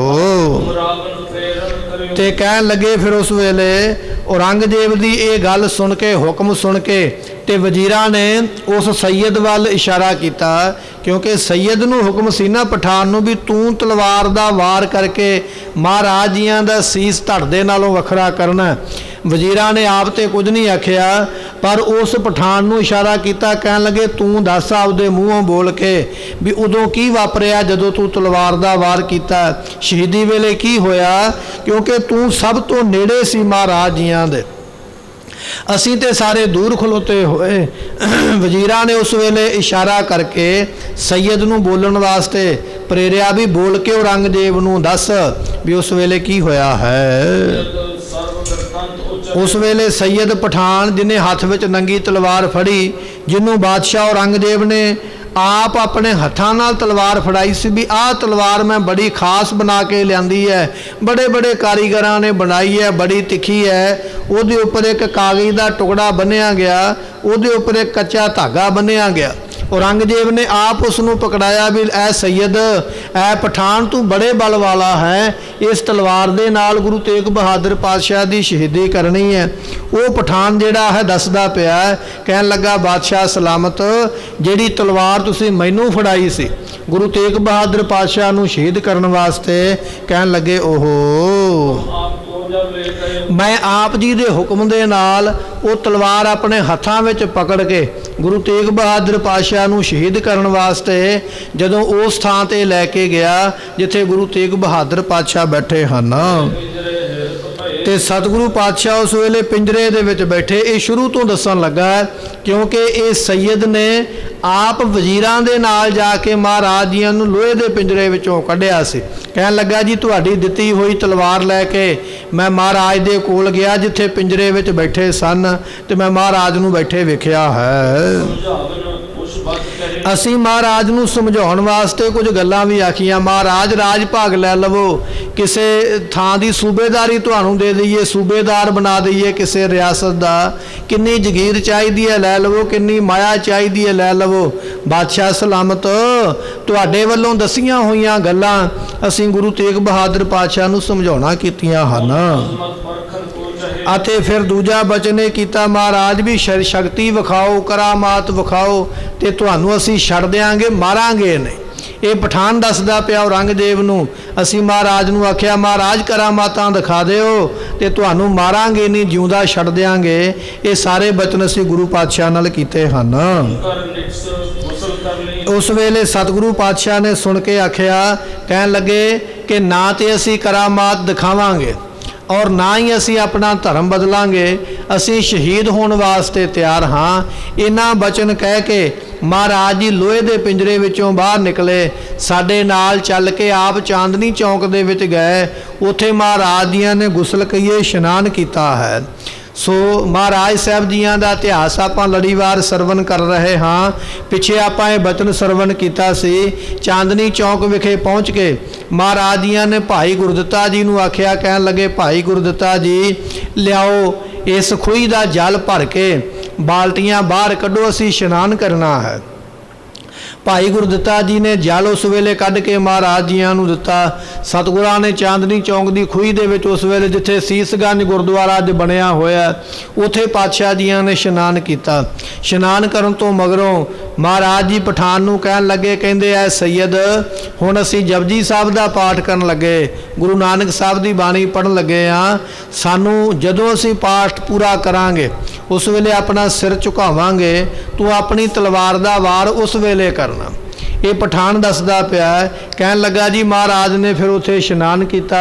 इशनान करन तो मगरों 3 पाठ जपजी साहब दे गुरु तेग बहादुर पातशाह ने किते। करन तो बाद में जदों महाराज ने अपना सीस झुकाया, सिर झुकाया अकाल पुरख नूं नमस्कार कीती है, कहन लगे फिर ते उन्हां ने अपना सिर नवाया। सजदा तो भाव जिवें आपां मत्था टेकदे हन, इस तरह मुसलमान गोडियां भार पै के अपना सिर झुकाउंदे जदों नमाज पढ़दे, उन्होंने कहिंदे सजदा करना। ये पठान अपनी बोली विच दसदा पिया, कहन लगा जी गुरु पातशाह ने उस वेले पाठ किया ते फिर सजदा किया, भाव के सिर जदों झुकाया तो उस वेले फिर ਤੇ ਮੈਂ ਉਸ ਵੇਲੇ ਆਪਣੇ ਬੜੇ ਜ਼ੋਰ ਦੇ ਨਾਲ ਫਿਰ ਤਲਵਾਰ ਚਲਾਈ, ਕਿਉਂਕਿ ਮੈਨੂੰ ਗੁਰੂ ਪਾਤਸ਼ਾਹ ਦਾ ਇਹ ਹੁਕਮ ਹੋਇਆ ਸੀ ਵੀ ਜਿੰਨਾ ਚਿਰ ਅਸੀਂ ਪਾਠ ਕਰਦੇ ਪਏ ਉਹਨਾਂ ਚਿਰ ਸਾਡੇ ਤੇ ਵਾਰ ਨਹੀਂ ਕਰਨਾ। ਜਦੋਂ ਅਸੀਂ ਪਾਠ ਕਰਕੇ ਸੀਸ ਝੁਕਾਵਾਂਗੇ ਫਿਰ ਤਲਵਾਰ ਦਾ ਵਾਰ ਕਰੀ। ਜਦੋਂ ਮਹਾਰਾਜ ਨੇ ਪਾਠ ਪੂਰਾ ਕਰ ਲਿਆ, ਉਹਨਾਂ ਨੇ ਆਪਣਾ ਸੀਸ ਝੁਕਾਇਆ। ਇਹ ਪਠਾਨ ਦੱਸਦਾ ਪਿਆ, ਫਿਰ ਮੈਂ ਬੜੇ ਜ਼ੋਰ ਦੇ ਨਾਲ ਮਹਾਰਾਜ ਜੀਆਂ ਦੀ ਧੌਣ ਦੇ ਉੱਪਰ ਵਾਰ ਕਰਨ ਵਾਸਤੇ ਆਪਣੀ ਤਲਵਾਰ ਨੂੰ ਚਲਾਇਆ ਹੈ। ਪਰ ਬਾਦਸ਼ਾਹ ਸਲਾਮਤ, ਮੈਨੂੰ ਇਸ ਗੱਲ ਦੀ ਹੈਰਾਨੀ ਹੈ, ਮੇਰੀ ਤਲਵਾਰ ਗੁਰੂ ਤੇਗ ਬਹਾਦਰ ਪਾਤਸ਼ਾਹ ਦੀ ਧੌਣ ਤੱਕ ਹਾਲੇ ਗਈ ਨਹੀਂ, ਹਾਲੇ ਰਸਤੇ ਦੇ ਵਿੱਚ ਹੀ ਹੈ। ਮੈਂ ਉੱਪਰੋਂ ਤਲਵਾਰ ਲੈ ਕੇ ਹਾਲੇ ਆਉਂਦਾ ਹੀ ਪਿਆ ਸੀ, ਤਲਵਾਰ ਲੱਗੀ ਨਹੀਂ ਮਹਾਰਾਜ ਜੀਆਂ ਦੇ ਜਾ ਕੇ ਧੌਣ ਦੇ ਨਾਲ ਜਾਂ ਸੀਸ ਦੇ ਨਾਲ, ਹਾਲੇ ਤਲਵਾਰ ਜਾ ਕੇ ਲੱਗੀ ਨਹੀਂ ਹੈ। ਤੇ ਸਤਿਗੁਰੂ ਨੇ ਐਸੀ ਕਲਾ ਵਰਤਾਈ ਹੈ, ਆਪਣਾ ਸੀਸ ਆਪਣੇ ਧੜ ਦੇ ਨਾਲੋਂ ਆਪ ਹੀ ਉਹਨਾਂ ਨੇ ਵੱਖਰਾ ਕਰ ਲਿਆ, ਪਹਿਲਾਂ ਹੀ ਵੱਖਰਾ ਕਰ ਲਿਆ। ਮੈਂ ਇਹ ਕੌਤਕ ਵੇਖ ਕੇ ਬੜਾ ਹੈਰਾਨ ਹੋਇਆ। ਇਹ ਜਿਹੜੇ ਨਾਲ ਕਾਜੀ ਆਏ, ਮੁਲਾਣੇ ਆਏ, ਵਜ਼ੀਰ ਆਏ, ਇਹ ਵੀ ਇਸ ਗੱਲ ਤੋਂ ਹੈਰਾਨ ਨੇ ਵੀ ਮਹਾਰਾਜ ਸਾਹਿਬ ਜੀਆਂ ਨੇ ਇਹ ਕੀ ਕਲਾ ਵਰਤਾਈ ਹੈ ਕਿ ਸਾਡੀ ਤਲਵਾਰ ਜਿਹੜੀ ਮੁਗਲਾਂ ਦੀ ਹੈ, ਜਿਹੜੀ ਤੁਸੀਂ ਬਣਾ ਕੇ ਦਿੱਤੀ ਹੈ, ਉਹ ਤਲਵਾਰ ਤੇ ਮਹਾਰਾਜ ਦੀ ਧੌਣ ਤੱਕ ਵੀ ਨਹੀਂ ਪਹੁੰਚੀ ਤੇ ਪਾਤਸ਼ਾਹ ਨੇ ਪਹਿਲਾਂ ਹੀ ਆਪਣਾ ਸੀਸ ਜਿਹੜਾ ਸੀ ਧੜ ਦੇ ਨਾਲੋਂ ਜੁਦਾ ਕਰ ਲਿਆ। ਇਹ ਕੌਤਕ ਮੈਂ ਆਪਣੀਆਂ ਅੱਖਾਂ ਦੇ ਨਾਲ ਵੇਖਿਆ। ਇਹ ਜਿਹੜਾ ਪਠਾਨ ਮਹਾਰਾਜ ਨੂੰ ਸ਼ਹੀਦ ਕਰਨ ਵਾਸਤੇ ਤਲਵਾਰ ਲੈ ਕੇ ਆਇਆ, ਇਹ ਆਪ ਦੱਸਦਾ ਪਿਆ ਔਰੰਗਜ਼ੇਬ ਨੂੰ, ਕਹਿਣ ਲੱਗਾ ਬਾਦਸ਼ਾਹ ਸਲਾਮਤ, ਇਹ ਮੈਂ ਆਪ ਵੇਖਿਆ, ਮੇਰੀ ਤਲਵਾਰ ਤੇ ਧੌਣ ਤੱਕ ਗਈ ਨਹੀਂ, ਪਰ ਮਹਾਰਾਜ ਨੇ ਸੀਸ ਪਹਿਲਾਂ ਵੱਖਰਾ ਕੀਤਾ ਹੈ। ਕਹਿਣ ਲੱਗਾ ਵੀ ਮੈਨੂੰ ਤੇ ਇਸ ਤਰ੍ਹਾਂ ਲੱਗਦਾ ਹੈ ਮਹਾਰਾਜ ਨੇ ਸੀਸ ਆਪਣਾ ਇਸ ਤਰ੍ਹਾਂ ਵੱਖਰਾ ਕਰ ਲਿਆ ਜਿਵੇਂ ਪਹਿਲਾਂ ਹੀ ਸੀਸ ਜਿਹੜਾ ਧੜ ਦੇ ਨਾਲ ਲੱਗਾ ਹੀ ਨਾ ਹੋਵੇ, ਜਿਵੇਂ ਪਹਿਲਾਂ ਹੀ ਧੜ ਸੀਸ ਤੋਂ ਬਿਨਾਂ ਹੀ ਹੋਵੇ। ਮੈਨੂੰ ਤੇ ਇਸ ਤਰ੍ਹਾਂ ਲੱਗਾ ਕਿ ਮਹਾਰਾਜ ਜੀਆਂ ਨੇ ਇੰਨੀ ਛੇਤੀ ਤੇ ਪੱਕਾ ਹੋਇਆ ਫਲ ਨਹੀਂ ਟਾਹਣੀ ਨਾਲੋਂ ਟੁੱਟ ਜਾਂਦਾ, ਜਿੰਨੀ ਛੇਤੀ ਮਹਾਰਾਜ ਜੀਆਂ ਨੇ ਆਪਣਾ ਸੀਸ ਆਪਣੇ ਧੜ ਨਾਲੋਂ ਵੱਖਰਾ ਕਰ ਲਿਆ। ਮੈਨੂੰ ਤੇ ਇਹ ਹੈਰਾਨੀ ਹੁੰਦੀ ਹੈ ਕਿ ਜਿਵੇਂ ਮਹਾਰਾਜ ਜੀਆਂ ਦਾ ਸੀਸ ਪਹਿਲਾਂ ਹੀ ਵੱਖਰਾ ਹੋ ਚੁੱਕਿਆ ਸੀ ਅਤੇ ਮੇਰੀ ਤਲਵਾਰ ਦਾ ਤੇ ਇੱਕ ਬਹਾਨਾ ਬਣ ਗਿਆ। ਇਹ ਬਚਨ ਸੈਯਦ ਦੇ ਬਿਲਕੁਲ ਪਠਾਨ ਦੇ ਸੱਚੇ ਨੇ। ਤਲਵਾਰ ਜਦੋਂ ਬੰਦਾ ਚਲਾਉਂਦਾ, ਤਲਵਾਰ ਚਲਾਉਣ ਲੱਗਿਆ ਕਿੰਨਾ ਕੁ ਸਮਾਂ ਲੱਗਦਾ, 1 ਸਕਿੰਟ ਜਾਂ 2 ਸਕਿੰਟ ਦਾ ਸਮਾਂ ਵੀ ਨਹੀਂ ਲੱਗਦਾ। ਇੰਨੇ ਸਮੇਂ ਤੋਂ ਪਹਿਲਾਂ ਗੁਰੂ ਪਾਤਸ਼ਾਹ ਨੇ ਆਪਣੇ ਧੜ ਦੇ ਨਾਲੋਂ ਸੀਸ ਨੂੰ ਜੁਦਾ ਕਰ ਲਿਆ, ਵੱਖਰਾ ਕਰ ਲਿਆ। ਪਠਾਨ ਹੈਰਾਨ ਹੋ ਕੇ ਕਹਿੰਦਾ ਪਿਆ, ਕਹਿਣ ਲੱਗਾ ਮੈਨੂੰ ਤੇ ਇਸ ਤਰ੍ਹਾਂ ਲੱਗਦਾ ਹੈ ਜਿਵੇਂ ਉਹ ਸਿਰ ਪਹਿਲਾਂ ਹੀ ਧੜ ਦੇ ਨਾਲ ਨਹੀਂ ਲੱਗਾ ਹੋਇਆ, ਪਹਿਲਾਂ ਹੀ ਲੱਥਾ ਹੋਇਆ ਹੈ, ਇਸ ਤਰ੍ਹਾਂ ਮੈਨੂੰ ਦੱਸਿਆ ਹੈ। ਆਹ ਦੇਖ ਲਓ, ਤੁਹਾਡੇ ਸਾਹਮਣੇ ਮੈਂ ਸਬੂਤ ਲੈ ਕੇ ਆਇਆ। ਮੈਂ ਇਹ ਗੱਲ ਆਪਣੇ ਕੋਲੋਂ ਨਹੀਂ ਕਹਿੰਦਾ ਪਿਆ। ਤੁਸੀਂ ਜਦੋਂ ਮੈਨੂੰ ਇਹ ਤਲਵਾਰ ਫੜਾਈ ਸੀ ਨਾ, ਇਸ ਤਲਵਾਰ ਦੇ ਉੱਪਰ ਤੁਸੀਂ ਇੱਕ ਕਾਗਜ਼ ਬੱਧਾ ਸੀ, ਕੱਚਾ ਕਾਗਜ਼ ਬੱਧਾ, ਕਾਗਜ਼ ਦੇ ਉੱਪਰ ਧਾਗਾ ਬੱਧਾ। ਜੇ ਇਹ ਤਲਵਾਰ ਮਹਾਰਾਜ ਦੀ ਧੌਣ ਦੇ ਨਾਲ ਜਾ ਕੇ ਵੱਜਦੀ ਜਾਂ ਧੌਣ ਨੂੰ ਕੱਟਦੀ ਤੇ ਇਹ ਕਾਗਜ਼ ਵੀ ਕੱਟਿਆ ਜਾਣਾ ਸੀ। ਇਹ ਕੱਚਾ ਧਾਗਾ ਜਿਹੜਾ ਬੱਧਾ ਹੋਇਆ ਤਲਵਾਰ ਤੇ ਇਹ ਵੀ ਕੱਟਿਆ ਜਾਂਦਾ, ਪਰ ਆਹ ਵੇਖ ਲਓ ਸਹੀ ਸਲਾਮਤ ਉਸੇ ਤਰ੍ਹਾਂ ਹੀ ਕਾਗਜ਼ ਹੈ ਤੇ ਉਸੇ ਤਰ੍ਹਾਂ ਹੀ ਉੱਪਰ ਬੱਧਾ ਹੋਇਆ ਧਾਗਾ ਹੈ। ਇਹ ਤਲਵਾਰ ਨੇ ਨਾ ਤੇ ਕਾਗਜ਼ ਨੂੰ ਕੱਟਿਆ ਨਾ ਧਾਗੇ ਨੂੰ ਕੱਟਿਆ, ਤੇ ਸੀਸ ਕੱਟਣਾ ਤੇ ਮਹਾਰਾਜ ਦੀ ਦੂਰ ਦੀ ਗੱਲ ਹੈ। ਇਸ ਤਰ੍ਹਾਂ ਪਠਾਨ ਕਹਿੰਦਾ ਹੈ। ਆਹ ਦੇਖ ਲਓ ਤਲਵਾਰ ਮੇਰੇ ਸਾਹਮਣੇ ਹੈ ਤੇ ਉਸੇ ਤਰ੍ਹਾਂ ਹੀ ਇਹ ਕਾਗਜ਼ ਤੇ ਧਾਗਾ ਬੱਧਾ ਹੋਇਆ। ਮੈਂ ਤੁਹਾਡੇ ਵਾਸਤੇ ਇੱਕ ਸਬੂਤ ਲੈ ਕੇ ਆਇਆ, ਕਿਉਂਕਿ ਇਹ ਗੱਲ ਸੁਣ ਕੇ ਤੁਸੀਂ ਵੀ ਹੈਰਾਨ ਹੋ ਜਾਣਾ ਵੀ ਇਹ ਕੀ ਮਹਾਰਾਜ ਨੇ ਕੌਤਕ ਵਰਤਾਇਆ। ਇਹ ਮੈਂ ਤੁਹਾਡੇ ਵਾਸਤੇ ਇੱਕ ਸਬੂਤ ਲੈ ਕੇ ਆਇਆ ਹਾਂ। ਤੇ ਸਤਿਗੁਰੂ ਪਾਤਸ਼ਾਹ ਮਹਾਰਾਜ ਸਾਹਿਬ ਜੀਆਂ ਦਾ ਸੀਸ ਲਾਉਣ ਵੇਲੇ ਇਸ ਤਲਵਾਰ ਨੇ ਨਾ ਤੇ ਕਾਗਜ਼ ਕੱਟਿਆ ਤੇ ਨਾ ਹੀ ਧਾਗਾ ਕੱਟਿਆ। ਗੁਰੂ ਤੇਗ ਬਹਾਦਰ ਮਹਾਰਾਜ ਜੀਆਂ ਨੂੰ ਔਰੰਗਜ਼ੇਬ ਨੇ ਸਵਾਲ ਕੀਤਾ ਸੀ, ਮਹਾਰਾਜ ਜੀ ਤੁਸੀਂ ਨਾਮ ਰਖਵਾ ਲਿਆ ਤੇਗ ਬਹਾਦਰ, ਪਰ ਤੇਗ ਦੀ ਬਹਾਦਰੀ ਕਰਕੇ ਤੇ ਕਦੇ ਵਿਖਾਈ ਨਹੀਂ। ਤੇ ਪਾਤਸ਼ਾਹ ਨੇ ਆਖਿਆ ਜੇ ਸਾਡੀ ਤਲਵਾਰ ਦੀ ਬਹਾਦਰੀ ਵੇਖਣੀ ਚਾਹੁੰਦਾ ਤੇ ਫਿਰ ਇਸ ਤਰ੍ਹਾਂ ਕਰ, ਇੱਕ ਬੜੀ ਕੀਮਤੀ ਅਤੇ ਮਜ਼ਬੂਤ ਤਲਵਾਰ ਤਿਆਰ ਕਰਵਾ, ਫਿਰ ਅਸੀਂ ਤੈਨੂੰ ਦੱਸਾਂਗੇ ਸਾਡੇ ਨਾਮ ਦੀ ਬਹਾਦਰੀ ਕੀ ਹੈ। ਉਸ ਤਲਵਾਰ ਦੇ ਉੱਪਰ ਇੱਕ ਕਾਗਜ਼ ਦਾ ਟੁਕੜਾ ਬੱਧਾ ਜਾਵੇ, ਕਾਗਜ਼ ਦੇ ਉੱਪਰ ਕੱਚਾ ਧਾਗਾ ਮੌਲੀ ਦਾ ਬੰਨ੍ਹ ਦੇਵੋ, ਤਾਂ ਕਿ ਤੁਹਾਨੂੰ ਪਤਾ ਲੱਗੇ ਵੀ ਤੁਹਾਡੀ ਤਲਵਾਰ ਨਾ ਕਾਗਜ਼ ਤੇ ਨਾ ਕੱਚੇ ਧਾਗੇ ਨੂੰ ਕੱਟ ਸਕਦੀ ਹੈ। ਗੁਰੂ ਦਾ ਸੀਸ ਕੱਟਣਾ ਤੇ ਦੂਰ ਦੀ ਗੱਲ ਹੈ। ਹੁਣ ਇਸ ਤਲਵਾਰ ਵਿੱਚ ਉਹ ਤਾਕਤ ਨਹੀਂ ਰਹੀ ਜਿਹੜੀ ਤਾਕਤ ਗੁਰੂ ਨਾਨਕ ਦੇਵ ਪਾਤਸ਼ਾਹ ਨੇ ਤੁਹਾਨੂੰ ਬਖਸ਼ਿਸ਼ ਕਰਦਿਆਂ ਆਖਿਆ ਸੀ ਵੀ ਪੀੜ੍ਹੀ ਦਰ ਪੀੜ੍ਹੀ ਰਾਜ ਤੁਹਾਡੇ ਕੋਲ ਰਹੇਗਾ, ਉਹ ਤਾਕਤਾਂ ਅਸੀਂ ਤੁਹਾਡੇ ਕੋਲੋਂ ਵਾਪਸ ਲੈ ਲਈਆਂ। ਹੁਣ ਇਹ ਤੁਹਾਡੀ ਤਲਵਾਰ ਦੇ ਵਿੱਚ ਇੰਨੀ ਤਾਕਤ ਨਹੀਂ ਰਹੀ ਵੀ ਇਹ ਕਿਸੇ ਦੇ ਰਾਜ ਨੂੰ ਖੋਹ ਸਕੇ ਜਾਂ ਜੰਗ ਜਿੱਤ ਸਕੇ। ਇਹ ਤੁਹਾਨੂੰ ਪਹਿਲਾ ਸਬਕ ਮਿਲਿਆ, ਇਹ ਪਹਿਲਾਂ ਤੁਹਾਨੂੰ ਨਿਸ਼ਾਨੀ ਮਿਲੀ ਹੈ ਵੀ ਅੱਜ ਤੋਂ ਬਾਅਦ ਤੁਹਾਡੀ ਤਲਵਾਰ ਕਿਸੇ ਤੇ ਉੱਠ ਨਹੀਂ ਪਾਏਗੀ। ਜਿੱਥੇ ਜਿੱਥੇ ਵੀ ਉੱਠੇਗੀ ਅੱਗੋਂ ਹਾਰ ਕੇ ਹੀ ਆਏਗੀ, ਜਿੱਤ ਨਹੀਂ ਕਿਤੇੋਂ ਵੀ ਪ੍ਰਾਪਤ ਕਰੇਗੀ। ਇਹ ਅਸੀਂ ਤੁਹਾਨੂੰ ਆਪਣੇ ਨਾਮ ਦੀ ਬਹਾਦਰੀ ਦਿਖਾ ਕੇ ਚੱਲੇ। ਇਸ ਤਰ੍ਹਾਂ ਮਹਾਰਾਜ ਜੀਆਂ ਨੇ ਉਹ ਪਹਿਲਾਂ ਬਚਨ ਕੀਤੇ ਜਿਹੜੇ ਅੱਜ ਜਾ ਕੇ ਪੂਰੇ ਹੋਏ ਹਨ। ਸੋ ਕਹਿਣ ਲੱਗੇ, ਵੇਖੋ ਪਹਿਲਾਂ ਦੇ ਵਾਂਗ ਜਿਵੇਂ ਮੈਂ ਤਲਵਾਰ ਤੁਹਾਡੇ ਕੋਲੋਂ ਲੈ ਕੇ ਗਿਆ ਉਸੇ ਤਰ੍ਹਾਂ ਹੀ ਕਾਗਜ਼ ਤੇ ਧਾਗਾ ਬੱਧਾ ਹੋਇਆ। ਮੈਂ ਮਹਾਰਾਜ ਨੂੰ ਸ਼ਹੀਦ ਕਰਕੇ ਤੁਹਾਡੇ ਕੋਲ ਵਾਪਸ ਆ ਗਿਆ। ਇਹ ਧਾਗਾ ਤੇ ਕਾਗਜ਼ ਫਿਰ ਵੀ ਉਸੇ ਤਰ੍ਹਾਂ ਹੀ ਬੱਧਾ ਹੋਇਆ। ਮੈਂ ਤੁਹਾਨੂੰ ਤਾਂ ਇਹ ਗੱਲ ਦੱਸੀ ਹੈ ਕਿ ਮੇਰੀ ਤਲਵਾਰ ਨੇ ਮਹਾਰਾਜ ਦਾ ਸੀਸ ਨਹੀਂ ਕੱਟਿਆ, ਉਹ ਤੇ ਮਹਾਰਾਜ ਜੀਆਂ ਦੀ ਆਪਣੀ ਮੌਜ ਹੈ। ਉਹਨਾਂ ਨੇ ਆਪਣੀ ਮੌਜ ਦੇ ਨਾਲ ਆਪਣਾ ਸੀਸ ਵੱਖਰਾ ਕੀਤਾ, ਕਿਉਂਕਿ ਉਹਨਾਂ ਦੇ ਬਚਨ ਨੇ ਠੀਕਰ ਫੋਰ ਦਲੀਸ ਸਿਰ ਪ੍ਰਭੁਰ ਕੀਆ ਪਿਆਨ। ਉਹਨਾਂ ਨੇ ਤੇ ਆਪਣੇ ਸਰੀਰ ਦਾ ਠਿਕਰਾ ਕੇਵਲ ਤੁਹਾਡੇ ਉੱਪਰ ਭੰਨਿਆ ਹੈ ਤੇ ਤੁਹਾਨੂੰ ਇਹ ਸਜ਼ਾ ਦਿੱਤੀ ਹੈ। ਤਾਂ ਹੀ 10ਵੇਂ ਪਾਤਸ਼ਾਹ ਨੇ ਲਿਖਿਆ ਨਾ, ਤੇਗ ਬਹਾਦਰ ਸੀ ਕਿਰਿਆ ਕਰੀ ਨਾ ਕਿਨਹੂ ਆਣ। ਗੁਰੂ ਤੇਗ ਬਹਾਦਰ ਪਾਤਸ਼ਾਹ ਵਰਗਾ ਕੌਤਕ ਦੁਨੀਆ ਤੇ ਨਾ ਕੋਈ ਕਰ ਸਕਿਆ ਨਾ ਕੋਈ ਕਰੇਗਾ। ਧਰਮ ਦੀ ਰਾਖੀ ਵੀ ਕਰ ਗਏ, ਹਿੰਦੂ ਧਰਮ ਵੀ ਬਚਾ ਲਿਆ ਔਰ ਮੁਗਲਾਂ ਦੀ ਤਲਵਾਰ ਤੋਂ ਆਪਣਾ ਸੀਸ ਨਹੀਂ ਕੱਟਣ ਦਿੱਤਾ। ਆਪਣੇ ਆਪ ਆਪਣੇ ਸੀਸ ਨੂੰ ਜੁਦਾ ਕੀਤਾ ਆਪਣੇ ਧੜ ਦੇ ਨਾਲੋਂ। 10ਵੇਂ ਪਾਤਸ਼ਾਹ ਨੇ ਤਾਂ ਇਹ ਬਚਨ ਲਿਖੇ, ਧੰਨ ਗੁਰੂ ਤੇਗ ਬਹਾਦਰ ਪਾਤਸ਼ਾਹ ਜੀਓ, ਤੁਹਾਡੇ ਵਰਗੀ ਕਿਰਿਆ ਮਰਿਆਦਾ ਕੋਈ ਦੂਜਾ ਕਰ ਨਹੀਂ ਸਕੇਗਾ, ਨਾ ਕੋਈ ਕਰ ਸਕਿਆ ਹੈ। ਇਹ ਸੈਯਦ ਪਠਾਨ ਹੋਰ ਕਿਹੜੇ ਕਿਹੜੇ ਬਚਨ ਔਰੰਗਜ਼ੇਬ ਨੂੰ ਦੱਸਦਾ ਸ਼ਹੀਦੀ ਵੇਲੇ ਦੇ। ਔਰ ਤੇ ਭਾਈ ਜੈਤਾ ਜੀ ਸੀਸ ਲੈ ਕੇ ਕਿਵੇਂ ਆਨੰਦਪੁਰ ਸਾਹਿਬ ਪਹੁੰਚਦੇ ਨੇ, ਗੁਰੂ ਗੋਬਿੰਦ ਸਿੰਘ ਪਾਤਸ਼ਾਹ ਕੀ ਵਰ ਬਖਸ਼ਿਸ਼ ਕਰਨਗੇ। ਔਰ ਭਾਈ ਲੱਖੀ ਸ਼ਾਹ ਵਣਜਾਰਾ ਮਹਾਰਾਜ ਦੇ ਧੜ ਦਾ ਕਿਵੇਂ ਸੰਸਕਾਰ ਕਰਦਾ ਹੈ, ਇਹ ਆਪਾਂ ਅਗਲੇ ਦੀਵਾਨ ਵਿੱਚ ਸਰਵਣ ਕਰਾਂਗੇ। ਸਮੇਂ ਦੀ ਸਮਾਪਤੀ, ਭੁੱਲਾਂ ਦੀ ਮੁਆਫੀ, ਬਚਨ ਉਪਦੇਸ਼ ਗੁਰੂ ਕਾ ਹਿਰਦੇ ਵਸ ਜਾਵੇ। ਆਪ ਸੰਗਤਾਂ ਨੇ ਫਿਰ ਕੱਲ ਨੂੰ ਸਮੇਂ ਸਿਰ ਪਹੁੰਚ ਕੇ ਸਤਿਗੁਰਾਂ ਦਾ ਇਤਿਹਾਸ ਅੱਗੇ ਸਰਵਣ ਕਰਨਾ। ਲੇਖਾ ਕਤਹਿ ਨ ਛੁਟੀਐ,